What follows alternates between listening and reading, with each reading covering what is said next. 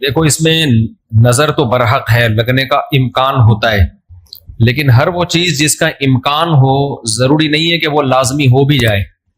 امکانات کی دنیا تو بہت بڑی ہے نا، اس میں افراط اور تفریط ہے۔ کچھ لوگ تو ایسے ہیں جو نظر کے وجود ہی کو نہیں مانتے، وہ کہتے ہیں نظر سرے سے لگتی ہی نہیں ہے، اور کچھ لوگ کہتے ہیں ایسے ہیں کہ اس میں بہت مبالغہ کرتے ہیں، ان کو ہر وقت لگ رہی ہوتی ہے ان کے رائے کے مطابق کہ اس کو لگ گئی، اس کو لگ گئی، اس کو لگ گئی، یہی چلتا رہتا ہے پروگرام۔ تو نہ اس میں وہمی بننے کی ضرورت ہے اور نہ نظر کا انکار کرنا جائز ہے ہمارے لیے۔ جو لوگ نظر کا انکار کرتے ہیں نا، وہ ہیں سیکولر لوگ، لبرل لوگ، جو شریعت کو نہیں مانتے۔ وہ کہتے ہیں اس کی کیا دلیل ہے؟ بھائی ہمارے پاس دلائل، مشاہدہ بھی دلیل ہوتی ہے، لیکن وحی خود دلیل ہے ہماری نظر میں۔ وحی جب نبی صلی اللہ علیہ وسلم نے بتا دیا کہ العین حق، نظر برحق ہے، تو ہمارے لیے یہ بھی ایک دلیل ہے۔ اب کوئی رسول کو مانتا ہی نہ ہو، اللہ کو مانتا ہی نہ ہو، تو وہ نہ مانے، وہ اس کا ہیڈیک ہے۔ ہم کوئی سائنسدانوں کو مجبور تھوڑی کر رہے ہیں کہ آپ نظر کو مانو۔ سائنسدان جنت مانتے ہیں کہ جنت ہے؟ جواب دینا۔ سائنسدان مانتے ہیں موت کے بعد دوبارہ زندگی ہے؟ یہ سائنس کا ٹاپک ہی نہیں ہے بھائی، سائنس یہاں تک پہنچی نہیں ہے۔ تو نظر تو برحق ہے، کوئی بھی اچھی چیز ہو، کوئی بھی بہت ہو، تو اس میں چانس ہوتا ہے کہ نظر لگ جائے۔ نبی صلی اللہ علیہ وسلم نے فرمایا اگر کوئی چیز تقدیر پر غالب آ سکتی تو وہ نظر ہوتی، اور نظر اونٹ کو ہانڈی تک پہنچا دیتی ہے۔ اچھا والا اونٹ ہوتا ہے، نظر لگی گیا۔ آپ نے دیکھا ہوگا بڑے بڑے اونچے کٹے بیل لوگ لے کر آتے ہیں بقرعید کے دنوں میں، بعض دفعہ نظر لگتی ہے دھڑام سے گر جاتے ہیں، بعض دفعہ ویسے ہی گر جاتے ہیں غربت مہنگائی سے متاثر ہو کے، لیکن بعض دفعہ نظر بھی لگتی ہے۔ تو ہمارے پاس جو نظر کے برحق ہونے کی دلیل ہے وہ رسول اللہ صلی اللہ علیہ وسلم کا قول۔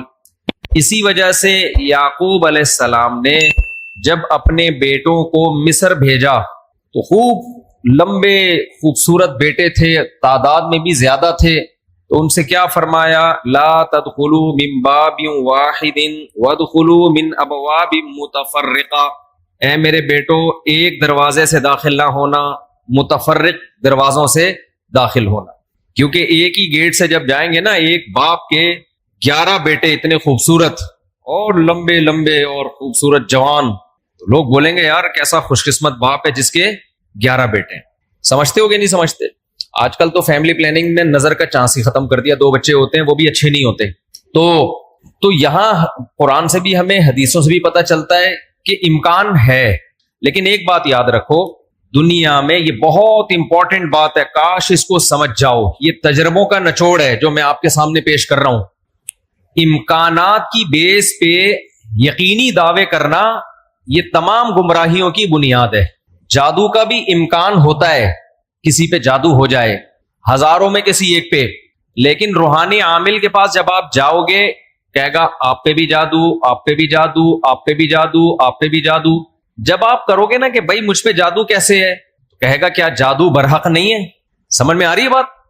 ڈاکٹر یہ بدماشی کبھی نہیں کرتا۔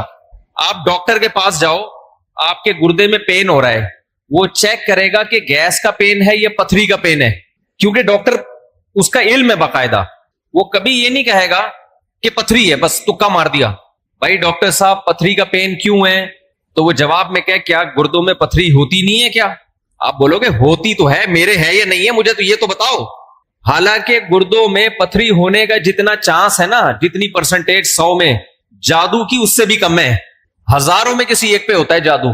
لیکن عاملوں کے پاس جب آپ جاؤ، یہاں الحمدللہ کچھ عامل ہیں جو میرے خلاف ایک فل پروپیگنڈا شروع کیا ہوا، اتنی خوشی ہوتی ہے مجھے، میں آپ کو بتا نہیں سکتا، جب عامل میرے خلاف بولتے ہیں اتنی خوشی ہوتی ہے، اور میں کہتا ہوں کمبختو تمہارے پاس جادو، چڑیل، جن، بھوت، تم میرے خلاف بولتے کیوں؟ نقصان پہنچا دو یار۔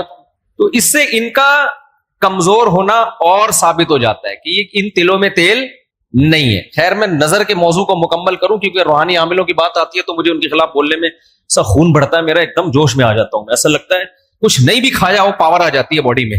ان کے خلاف بولنے میں مزہ بہت آتا ہے، صرف مسجد کا تقدس ہے، باہر آؤ تو اس طرح نہیں بولوں گا، انگلش میں بھی گالیاں دوں گا، پنجابی میں بھی، اردو میں بھی۔ یہاں بڑے بڑے عامل ہیں جو بڑے پنپ رہے ہیں، اور ہمارے بڑے بڑے مولانا جا جا کے نا ان کو پروموٹ کر رہے ہیں، بے شرموں کو، ان بے غیرتوں کو۔ خیر فی الحال اتنی گالی کافی ہے۔ تو اچھا میں کیا کہہ رہا تھا یار، عاملوں کے ٹاپک آتا ہے تو اتنی خوشی ہوتی ہے جی۔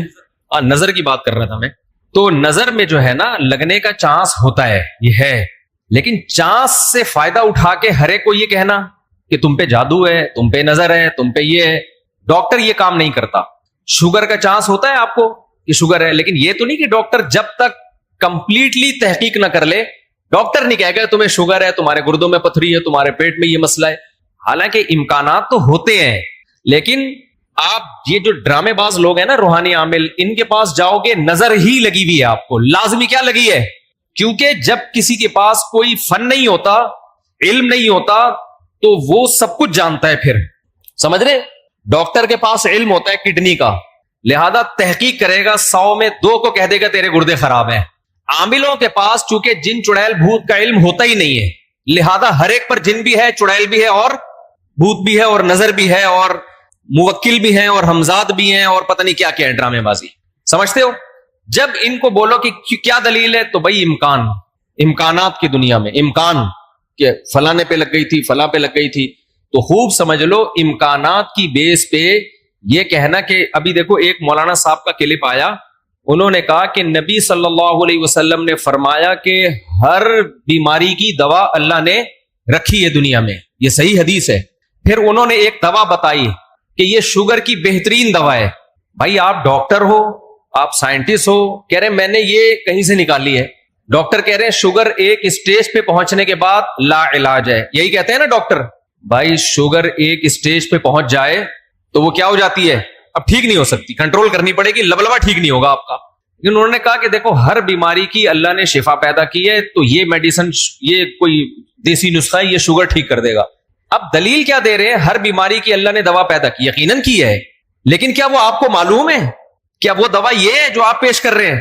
اس کی کیا دلیل ہے؟ بھائی بہت ساری دوائیں لوگوں کو معلوم نہیں ہے. تو اب یہ سمجھیں کہ 2 انتہائی میں جلدی سے کمپلیٹ کروں اس موضوع کو، کہ نظر لگنے کا چانس ہوتا ہے، لیکن یہ نہیں ہے کہ جو بھی کوئی اچھی چیز ہوگی کچھ بھی ہو جائے اس کو نظر ہی لگی ہے. تو یہ وہم کی دنیا سے باہر نکلنا چاہیے. جو سیکولر لبرل لوگ ہیں جو نظر کا بالکل انکار کرتے ہیں، وہ کہتے ہیں فلاں فلاں پہ کیوں نظر نہیں لگی، وہ اتنے ہینڈسم اتنے خوبصورت لوگ ہیں، فلاں کی آواز اتنی اچھی، ان پہ نظر کیوں نہیں لگی. تو اب اصول سمجھیں، نظر لگنے کے لیے علماء نے قاعدہ ضابطہ بیان کیا ہے، جو چیزیں مشہور ہوتی ہیں نا ان کو اکثر نظر نہیں لگتی. نظر ہمیشہ اچھمبے کی چیز کو اچانک، جیسے میں لوگوں سے کہتا ہوں بھائی آپ انتہائی غریب تھے، سائیکل بھی نہیں تھی آپ کے پاس، اچانک آپ کے پاس بہت زیادہ پیسہ آ گیا، اور علاقہ بھی وہی ہے، رہتے اسی غریبوں کے محلے میں ہو، گندے نالے پہ رہتے ہو، سائیکل پہ تھے، اچانک لینڈ کروزر آ گئی آپ کے پاس. یہ جو اچانک والا کام ہوا ہے نا، اس میں نظر لگنے کا چانس ہوتا ہے. سمجھ میں آ رہی ہے بات؟ اب دیکھو یعقوب علیہ السلام کے بیٹے مصر میں ان کے ساتھ ہی رہتے تھے، سوری مصر میں نہیں، شام میں ساتھ رہتے تھے. وہاں یعقوب علیہ السلام نے نظر سے بچنے کا یہ والا اہتمام ہمارے علم میں نہیں ہے کہ بچوں کو کہو دروازے سے الگ الگ جایا کرو، ایک ہی دروازے. لیکن جب مصر جا رہے ہیں نا، اجنبی جگہ ہے، وہ لوگ یعقوب علیہ السلام کے بیٹوں سے مانوس نہیں ہیں. وہاں یعقوب علیہ السلام نے کہا ایک نئی جگہ پہ جا رہے ہو، اچانک اتنے بیٹے جب لوگ دیکھیں گے نا خوبصورت، وہاں چانس ہے. تو اس سے پتہ چلتا ہے کہ اپنی نعمت کو آہستہ آہستہ ایکسپوز کرنا چاہیے. سمجھتے ہو کہ نہیں سمجھتے؟ آہستہ آہستہ کیا کرنا چاہیے؟ پہلے پہلی ہو پھر دوسری، استغفر اللہ، یعنی آہستہ آہستہ. ایک کمارا آدمی جس کو کوئی رشتہ نہیں دے رہا، اچانک 4 بیویاں لے کے گھوم رہا ہے، تو چانس ہوتا ہے اس کے نظر لگنے کا. اس لیے ایک دم سے نہیں، تھوڑا تھوڑا آہستہ آہستہ. پہلے ایک پہلی ہوگی، دوسری میں کچھ پٹو گے، تھوڑی بےزتی ہوگی، تھوڑی عزت ہوگی، کچھ لڈو کچھ گالیاں مل جل کے، پھر تیسری. تو اس طرح کر کے چلانا، ٹھیک ہے؟ تو اچانک کوئی نعمت آتی ہے تو اس پہ نظر لگنے کا چانس ہوتا ہے. دوسری بات یہ ہے کہ نظر سے بچنے کے لیے جو نبی صلی اللہ علیہ وسلم نے دعائیں بتائی ہیں، ان دعاؤں کا اہتمام کرنا چاہیے. اعوذ بکلمات اللہ التامہ من کل شیطان وہامہ ومن کل عین لامہ، یہ دعا پڑھنی چاہیے. اور اپنی نعمت کا اظہار ان لوگوں کے سامنے کرنا چاہیے جو آپ سے محبت کرتے ہیں، وہ خوش ہوں گے. بعض دفعہ انسان دوسرے سے محبت کے دعوے کرتا ہے لیکن جیلس ہو جاتا ہے. وہ جب آپ اس کو بتاتے ہیں نا میرے پاس اتنا پیسہ، میری ارننگ اتنی ہو گئی، تو وہ اندر اندر سے جل رہا ہوتا ہے. تو حاسد کی نظر لگنے کا چانس زیادہ ہوتا ہے. سمجھتے ہو؟ تو اپنی نعمت ہر ایک کے سامنے نہیں بیان کرنی چاہیے. بعض دفعہ اپنی نظر بھی لگتی ہے انسان کو، تو خود پسندی میں، عجب میں مبتلا نہیں ہونا چاہیے. جب بھی کوئی نعمت ہو، آدمی کیا کہے؟ اللہ کی دین ہے بھائی، میرا کمال نہیں ہے. کس کی دین ہے یہ؟ اللہ کی دین ہے. تو ان چیزوں کے اہتمام سے نظر کا چانس کم ہو جاتا ہے. باقی عاملوں کے پاس نہ نظر کا کوئی علاج ہے سوائے مسمرزم کے. دماغ کو کنٹرول کر کے کچھ الٹی سیدھی چیزیں آپ کی کھوپڑی میں ڈال دیتے ہیں, تو اس سے آپ سمجھتے ہو کہ میں ٹھیک ہو رہا ہوں. ٹھیک نہیں ہوتے, آپ مینٹلی تھوڑا سا کیا ہو جاتے ہو, مطمئن ہو جاتے ہو. اور ان کا اپنا دماغ بھی خراب ہوتا ہے, آپ کا بھی دماغ خراب کرتے ہیں, سمجھتے ہو. اچھا, میں جب عاملوں کے خلاف بولتا ہوں, لوگ کہتے ہیں یہ 2 نمبر عاملوں کے خلاف ہے. بالکل غلط بات. میں 1 نمبر عاملوں کے خلاف, یہ ذہن میں رکھو. 2 نمبر کو تو میں لفٹ ہی نہیں کراتا. میں ان عاملوں کے خلاف ہوں جن کو علماء بزرگان دین سمجھتے ہیں کہ بہت بڑی پہنچی ہوئی چیز ہے یہ. میں ان کو 2 نمبر سمجھتا ہوں. یہ کخ بھی نہیں کر سکتے, سمجھتے ہو, یہ کچھ بھی نہیں کر سکتے. چاہے امریکہ میں ہو, چاہے جاپان میں ہو, چاہے پاکستان میں ہو, چاہے کراچی میں ہو, چاہے پنجاب میں ہو, سب ایک جیسے ہیں. اس لیے اپنے آپ کو بچاؤ ان فضول لوگوں سے. اچھا بھائی, حضرت محمد صلی اللہ علیہ وسلم پر جادو کے اثرات سے متعلق اہل سنت کا کیا عقیدہ ہے؟ نبی پر جادو ہوا تھا, بخاری مسلم سے ثابت ہے, لیکن ہوا کیوں تھا؟ آپ کہیں گے نا, ایک طرف تو آپ کہہ رہے ہیں جادو اتنی آسان نہیں ہے, ہزاروں میں کسی ایک پہ, تو پیغمبر پہ ہو گیا. دیکھو, کچھ چیزیں نبی صلی اللہ علیہ وسلم کے ساتھ ایسی ہوئی ہیں جن میں کوئی حکمت تھی. یہودی آپ کو جادوگر کہتے تھے, جادوگر جادوگر. اللہ نے تھوڑا سا اثر ہونے دیا تاکہ یہودیوں کو الزام لگانے کا موقع نہ ملے. جادوگروں پہ جادو کا اثر نہیں ہوتا, تو تھوڑا سا اثر اللہ نے ہونے دے دیا. اتنا اثر کہ آپ کبھی کبھار بھولنے لگے کچھ چیزیں, کچھ کام کیا ہوتا آپ کو یاد نہ ہوتا. اس سے زیادہ اثر نہیں ہوا آپ کے اوپر. اور یہ اثر اس لیے اللہ نے ڈالا تاکہ لوگوں کو یقین آ جائے آپ بشریت میں کامل ہیں اور آپ جادوگر نہیں ہیں. اصل مقصد یہ الزام کی نفی تھی. اگر یہ اتنا آسان ہوتا تو ابو بکر پہ کیوں نہیں ہو گیا میرے بھائی, حضرت عمر پہ کیوں نہیں ہو گیا, حضرت عثمان پہ کیوں نہیں ہو گیا, سیدنا علی پہ کیوں نہیں ہو گیا؟ یہ تو ایک تماشا بنا لیتے لوگ. فرعون کے موسیٰ علیہ السلام کے مقابلے میں جادوگر آئے ہیں. آپ لوگ کو آواز صحیح آ رہی ہے؟ گونج تو نہیں رہی ہے آواز؟ مجھے تو گونج رہی ہے آواز. بھائی, موسیٰ علیہ السلام کے مقابلے میں جادوگر آئے. قرآن کہتا ہے یخیل الیہ من سحرہم انہا تسعی. جادوگروں نے دماغ کو ایسا کیپچر کیا ہے کہ دیکھنے میں ایسا لگا کہ یہ لاٹھیاں نہیں بلکہ سانپ ہیں. حقیقت میں وہ لاٹھیاں سانپ نہیں بنی تھی, دماغ میں کچھ انہوں نے ایسا کیا ہے نا کہ یخیل, خیال پیدا ہوا کہ یہ لاٹھیاں نہیں بلکہ کیا ہے, سانپ. دیکھو, انبیاء کے دماغ کو ایسے کیپچر نہیں کیا جا سکتا, لیکن اللہ نے یہاں ہونے دیا. موسیٰ علیہ السلام کو بھی ایسا لگا کہ یہ لاٹھیاں نہیں بلکہ کیا ہے, سانپ ہیں. اس میں حکمت تھی نا, تاکہ مقابلہ تو ہو. اب سوال پیدا ہوتا ہے, جب موسیٰ علیہ السلام مقابلہ جیت گئے, فرعون نے دھمکی دی جادوگروں کے کہ تمہارے ہاتھ پاؤں کاٹ کے میں قتل کر دوں گا, تو جادوگر وہی رسیاں دوبارہ فرعون کی طرف پھینک دیتے کہ تو قتل کر کے دکھا ہمیں. کیا خیال ہے بھائی؟ یا فرعون پہ جادو کر دیتے. ہوا جادو فرعون پہ؟ بولتے کیوں نہیں؟ مجھے تو لگ رہا ہے آپ لوگ پہ ہو گیا. نہیں ہوا نا فرعون پہ جادو. بھائی, جادوگر ہزاروں جادوگر تھے, سینکڑوں تو تھے ہی. انہوں نے سوچا کہ یار تو ہمیں دھمکی دے رہا ہے, انتر منتر کلی کل انتر ہو جا منتر چھو, یوں کرتے فرعون ٹیڑھا ہو جاتا. فرعون کی ساس کو کچھ چیزیں سکھا دیتے. کیا خیال ہے؟ جٹھانی فرعون کی زوجہ جو تھی حضرت آسیہ رضی اللہ عنہا, ان کو کہہ دیتے کہ تم اپنی ساس سے کچھ کروا دو یا جٹھانی سے, وغیرہ وغیرہ جو بھی ہے.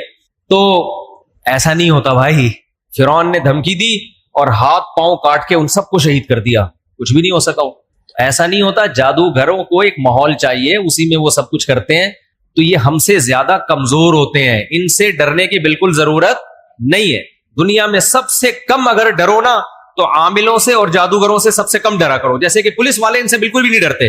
اکثر آپ نے دیکھا ہوگا ریڈ پڑتی ہے نا پولیس والوں کی عاملوں کے پاس, تو پولیس والے جاتے ہیں, پولیس میں جو گٹکا کھانے والا ہے نا وہ اٹھا کے لے آتا ہے عامل کو, تھانے میں بند کر دیتا ہے. عامل اس کا کچھ بھی نہیں بگاڑ سکتا. سوچو, جو عامل ایک گٹکا کھانے والے پولیس والے کے سامنے کچھ نہیں کر سکتا, وہ اس عامل کی پوری ٹیم کو اٹھا کے لاک اپ کر دیتے ہیں یہ لوگ. وہ سنگدل محبوب تمہارے قدموں میں کہاں سے لا سکتا ہے؟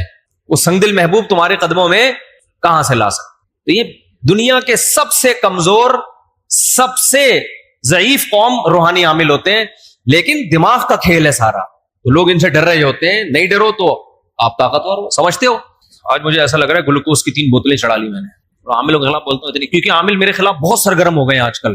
ابھی علماء کا ایک وفد گیا کسی عامل کے پاس, وہ وفد پہلے میرے پاس آیا, گپ شپ ہوئی, بیٹھے, میں نے ان کو رات کو کھانے کی دعوت دی. انہوں نے کسی سے ملنے جا رہے تھے, مجھے نہیں پتا کسی عامل کے پاس گئے. اس عامل نے میرے خلاف اتنا بولا کہ انہوں نے میری دعوت ہی کینسل کر دی کہ یار یہ مفتی صاحب تو 2 نمبر ہے معاذ اللہ. انہوں نے اپنی طرف سے اس عامل کی باتوں میں آ کے, تو جب انہوں نے کسی نے مجھے بتایا, میں نے کہا اچھا ہے اللہ نے تمہاری قسمت میں یہ عامل رکھے ہوئے ہیں, تم جیسے فضول لوگوں سے اللہ نے مجھے نجات دے دی تاکہ میرا کھانا تمیز والے عقل مند لوگ کھائیں. جو عاملوں سے متاثر ہو تو اس بیچارے کا مینٹل لیول کیا ہوگا آپ سوچو. میں نے کہا ہمیں ایسے مولویوں کی بالکل بھی ضرورت نہیں ہے جن کا مینٹل لیول یہ ہے کہ چڑیل بھوت بھگانے والوں سے متاثر ہو کے آتے ہیں. یہ تو مینٹل لیول ہے آپ کا. دلائل سے کے بجائے ان لوگوں سے متاثر ہوتے ہیں.